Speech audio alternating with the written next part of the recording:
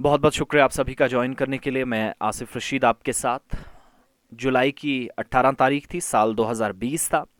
South Kashmir का Shopian district, दूर अफ्तादा गांव अमशीपुरा, यहाँ एक एनकाउंटर हुआ। और जब कोविड चारों तरफ था, कोरोना का डर खौफ लोगों में था, अमवात काफ़ी ज़्यादा हो रही थी, केसेस बढ़ रहे थे, इन सब के बीच में आज जो हम कह रहे हैं कि फौजी कैप्टन को उम्र कैद की सज़ा की सिफारिश हुई है। और जब तहकीकात हुई है तो शायद अब हो भी चीज़ें इस तरीके से। हुआ ये है कि 18 जुलाई 2020 को अमशीपुरा शोपियां में जो एनकाउंटर हुआ था, उस एनकाउंटर में 3 नौजवान मारे गए थे। तीनों का ताल्लुक शोपियां से था, क्योंकि सवालात काफ़ी ज़्यादा उठे थे। कहा गया था कि ये फेक एनकाउंटर है और ये मिलिटेंट्स नहीं थे। फिर इनके ऊपर हथियार रखकर इनकी तस्वीरें सोशल मीडिया पर वायरल हुई एनकाउंटर के बाद। तो उस पर काफ़ी ज़्यादा सवालात थे। वो सिलसिला चलता रहा। डिस्ट्रिक्ट मजिस्ट्रेट ने साउथ कश्मीर के अंदर अपने लेवल पर कार्रवाई शुरू की, आर्मी ने अपने लेवल पर की, पुलिस ने अपने लेवल पर तहकीकात किया। आर्मी और पुलिस का कोऑर्डिनेशन बहुत ज़बरदस्त इस तहकीकात में रहा हमारे ख्याल से, जिसकी वजह से आज मुमकिन हो सका कि कार्रवाई इतनी शफाफियत के साथ यहाँ तक पहुँची जो अभी तक की इतलात है। और अब इस केस में ताज़ा तरीन डेवलपमेंट ये हुई है कि अमशीपुरा शोपियां में जो फर्जी एनकाउंटर हुआ था, इसमें जिस कैप्टन को मुलविस पाया गया उसके लिए उम्र कैद की सज़ा होगी। ये सिफारिश कर दी गई है उस तहकीकाती कमेटी की जानिब से जो इस पूरे केस के साथ डील कर रही थी, और फौजी अदालत की जानिब से ये मामला सामने आया जिसने अहकामात सादिर कर दिए हैं। और अब इंतज़ार किसी बात का है तो वो आला फौजी क़यादत की मंजूरी से मशरूत है। यानी फ़ौज की जो आर्मी की जो अदालत है, आर्मी कोर्ट है, उसकी तरफ से ऑर्डर्स जारी कर दिए गए हैं।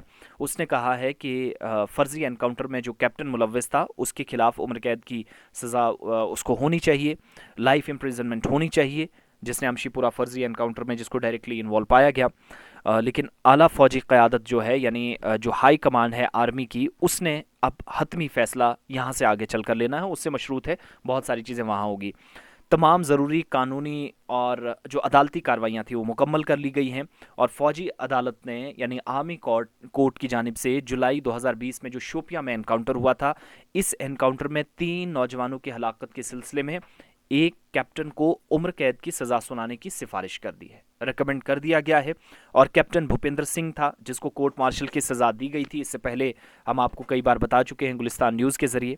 जबकि कोर्ट ऑफ इंक्वायरी और शवाहिद के खुलासे से ये भी पता चला है कि फ़ौजियों ने आर्म्ड फोर्सेस खसूसी अख्तियारात एक्ट, जिसको आप कहते हैं armed forces special power act, यानी अफसपा, जिसके तहत जो अख्तियारात उनके पास हासिल थे उससे तजावुज़ किया और इसका गलत इस्तेमाल किया, जो इल्ज़ामात लगे। और इल्ज़ामात लगने के बाद मामलात यहाँ तक पहुँचे कि सारी चीज़ें ठीक करने की कोशिश हुई। अब मुतलकीन के मुताबिक या इंतज़ामिया ये बताती है कि उम्र कैद की सज़ा आला फ़ौजी हुकाम की तरफ से तस्दीक से मशरूत है। यानी आर्मी की जो हाई कमान है उसने अदालत के फैसले पर गौर करना और उसके बाद इस पर हतमी फ़ैसला लिया जाएगा।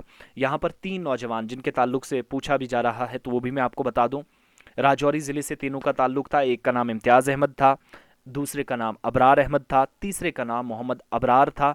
और तीनों 18 जुलाई 2020 को शोपियां ज़िले के इस दूर दराज गांव में, यानी जो अमशीपुरा एनकाउंटर नाम से काफ़ी ज़्यादा उस वक्त सुर्खियां बटोर रहा था, इस एनकाउंटर के दौरान तीनों मारे गए और इन्हें दहशतगर्द यानी टेररिस्ट बाद में करार भी दिया गया था जब इस पर सारी चीज़ें आ गई। लेकिन सोशल मीडिया पर हमने देखा कि हलाकतों के बारे में शक व शुबहात, सवालात पूछे गए। कहा गया कि अब ये फेक एनकाउंटर, ये राजौरी से नौजवान थे, इन पर सारी चीज़ें हैं। तो इस बात का इब्तदाई कोई सबूत भी होना चाहिए। और इसके बाद कोर्ट ऑफ इंक्वायरी तश्कील दी गई फ़ौज की तरफ से। फ़ौज ने इसमें बड़ा इंपॉर्टेंट रोल प्ले किया और दिखाया कि किस तरीके से अगर आर्मी पर सवाल उठेंगे तो प्रोफेशनलिज्म क्या होता है, किस तरीके से सारी चीज़ें ठीक भी की जा सकती हैं with in the army, with in the professional manner. और आर्मी ने अपने लेवल पर जब कोर्ट ऑफ इंक्वायरी तश्कील दी थी उस वक्त तहकीकाती अमल शुरू किया था।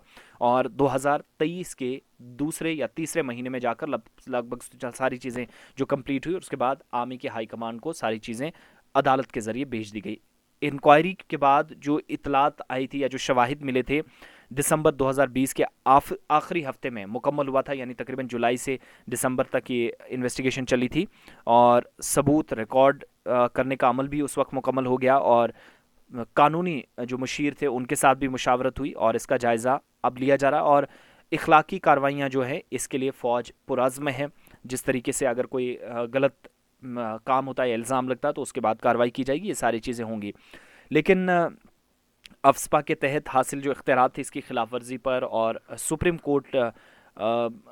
कोर्ट ऑफ इंडिया की तरफ से जो मंजूर शुदा फ़ौज का काम न कराने और हिदायत पर अमल न करने पर कोर्ट मार्शल की कार्रवाई भी शुरू की गई थी। और फ़ौज ने अबरार अहमद के वालिद मोहम्मद यूसुफ को भी कोर्ट मार्शल की कार्रवाई में शामिल होने के लिए राजौरी से बुलाया था, जिस दौरान अपने बेटे की गुमशुदगी की रिपोर्ट भी जो है वो सारी चीज़ें इस पर चली गई थी। और उसके बाद फर्जी एनकाउंटर करने के इल्ज़ाम में चार्जशीट भी दाखिल हुई। मनोज सिन्हा 2020 में मुतवफ़िन के ख़ानदानों से मुलाकात करने भी पहुँचे थे, यानी जब डेड बॉडीज़ वहाँ लिया अक्टूबर 2020 में ली गई, बारामूला से उनके अहल खाना के हवाले किए गए, और बड़ी कोशिशों के बाद तीनों डेड बॉडीज़ जो है वो राजौरी में उनकी तदफीन हुई थी, जो आखिरी रस्मात थी अंजाम दी गई थी। लेकिन एक बड़ी डेवलपमेंट है, पुलिस ने जो अपनी चार्जशीट या दीगर लोगों के नाम भी जिसमें डाले थे, वो कौन कौन से नाम थे वो भी आपको मैं सिर्फ याद दहानी के लिए बता रहा हूँ कि एक तो ताबिश नज़ीर और बिलाल अहमद लोन थे, दोनों आम शहरी हैं। कहा गया था कि इन लोगों ने इतला दी, या हो सकता है कि इन्हें इन्फॉर्मर के तौर पर काम किया। और चार्जशीट के मुताबिक एनकाउंटर के तीनों जो मुलजमान हैं जानबूझकर सबूत जो है वो ज़ाया कर दिए, जो उन्होंने कहा कि, और जानबूझकर जो झूठी मालूमात थी एक मुजरिमाना साजिश के तौर पर पेश किया, और इस दरमियान इनामात पर कब्जा करने के मकसद से ये साजिश रची गई थी। इस तरह की सारी चीज़ें जो हैं वो चार्जशीट के ज़रिए सामने आई। लेकिन बाद में फ़ौज ने कोर्ट ऑफ इंक्वायरी के बाद सारी चीज़ें मुकम्मल कर दी हैं, और अब इसमें जो कैप्टन भूपेंद्र सिंह था, जिसको कोर्ट ऑफ मार्शल की सज़ा गई थी, कोर्ट ऑफ इंक्वायरी से और शवाहिद के खुलासे से भी पता चला कि फ़ौजियों ने armed forces special power act के गलत इस्तेमाल की सारी चीज़ें सामने आई थी। अब फ़ौजी कैप्टन को उम्र कैद की सज़ा जो है वो लगभग मिलना तय है, क्योंकि फ़ौजी अदालत ने चीज़ें क्लियर कर दी है कानूनी हैसियत की बुनियाद पर, या जो कानूनी कार्रवाई मुकम्मल होनी थी। और दूसरी तरफ आप देखेंगे तो वो ये चीज़ है कि जो बाकी लोग थे, जो पुलिस ने, सिविल एडमिनिस्ट्रेशन ने जो सारी चीज़ें मुकम्मल की, उस बेस पर हमने ये भी देखा था कि तमाम तीनों नौजवानों की, अबरार, इम्तियाज़ और मोहम्मद अबरार की जो लाशें हैं वो राजौरी भी पहुंचा दी गई थी। लेकिन एक बड़ा इसमें यह है कि फ़ौज की तरफ से जो है फ़ौजी अदालत ने जो ऑर्डर्स हैं वो जारी कर दिए हैं, तो अब जो आला फ़ौजी क़यादत है उसकी मंजूरी से ये सारी चीज़ें मशरूत हैं। देखना ये होगा कि अब हाई कमान क्या सुनाती है, मगर ज़्यादातर चांसेस जो हैं वो लगभग यही हैं जो फ़ौजी अदालत ने कहा है, और कानून के माहिरीन की भी इस पर राय कुछ इसी तरह की है। तो एक बड़ी डेवलपमेंट हुई है इस केस में। अमशीपुरा 18 जुलाई 2020 फर्जी एनकाउंटर, और उसके बाद उम्र कैद की सज़ा की सिफारिश मुलव्वस कैप्टन के खिलाफ अदालत ने कर दी है, फ़ौजी अदालत।